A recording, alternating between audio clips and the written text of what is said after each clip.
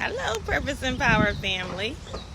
So today, it's nice out. So I decided to walk and record this video at the same time.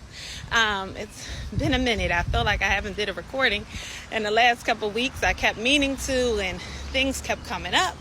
So I wanted to make sure that I got this message out to you guys today. And the message that we are sharing today is the importance of giving yourself grace as you are navigating through difficult situations. And oftentimes, at least I do, I will give others advice such as everything is going to be okay, which is true because things always work out even when we don't see it, or try not to be so hard on yourself. But yet, when it comes to ourselves, we are very hard on ourselves and we forget that advice, right? We become our own biggest critic. And that's not what God called for us. God called for us to be intentional each and every day, but not perfect, as He grows us through difficult situations, right? And going through difficult situations are hard. They're hard. No one ever likes going through them.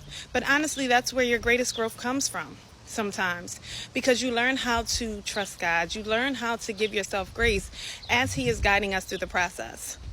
And some of those difficult situations that you could be facing today could be financial. It could be within your relationships with others. It could be your health. It could be your career path.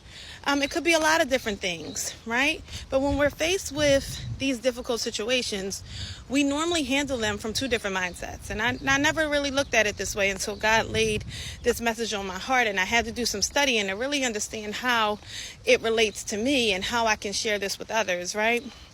But it's either a condemnation mindset, which says that this is your current reality and this is where you're going to stay. And you know what? It may even whisper things such as you're a failure. Things aren't going to get better. You brought this on yourself, so good luck getting out of it, right? And then we have the conviction mindset. And the conviction mindset allows us to take a step back and say, okay, God, so I'm here and I'm in this difficult situation, but what are you trying to teach me through this? And how can I grow through this so that I can become a better me, right? And an example of this for me when I was really studying it was financial management. Over the years, I have become so hard on myself with making sure that I manage our finances the right way, right? And being a good steward over the things that God has given us. And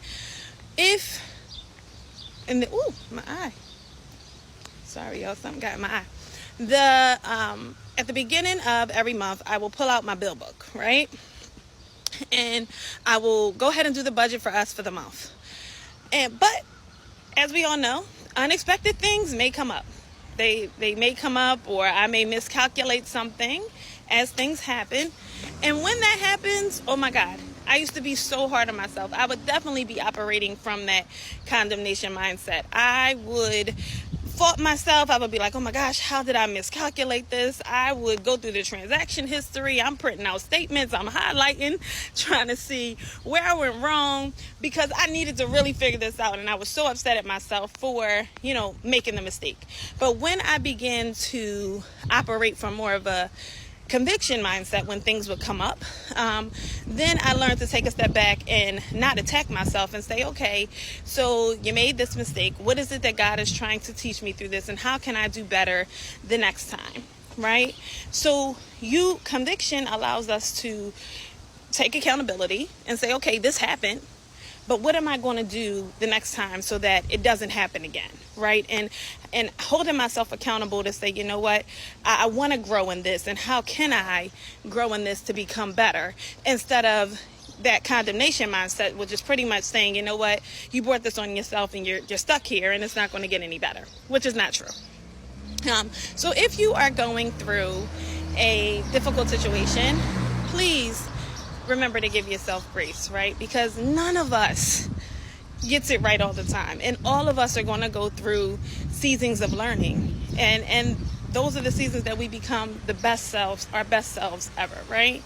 And honestly, I wasn't even going to record this message. Like, this wasn't on my list of things to talk about. As I said, I had to do a little studying to understand the difference of that condemnation mindset and conviction mindset, because this just wasn't on my list of things to talk about. But God kept laying it on my heart to study this material and to share it, and I couldn't understand why.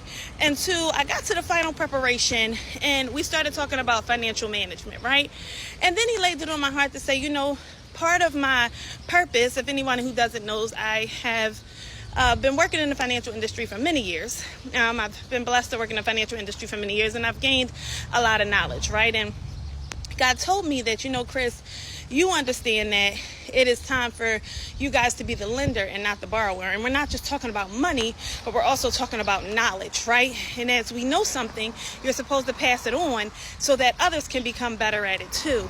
So going forward, just a couple of exciting things. In my Purpose and Power ministry, I'm going to also be beginning to talk about different financial topics, such as, you know, budgeting and savings and short-term and long-term borrowing, and you know, just how to become a better financial management person. So that is all I have for you guys today. Kind of out of breath. Woo! Need to walk a little more. But that's all I have for you guys today, Purpose and Power family. Until next time, be purposeful, be powerful, and never settle for less than what God has promised. I will see you guys on the next video. Take care.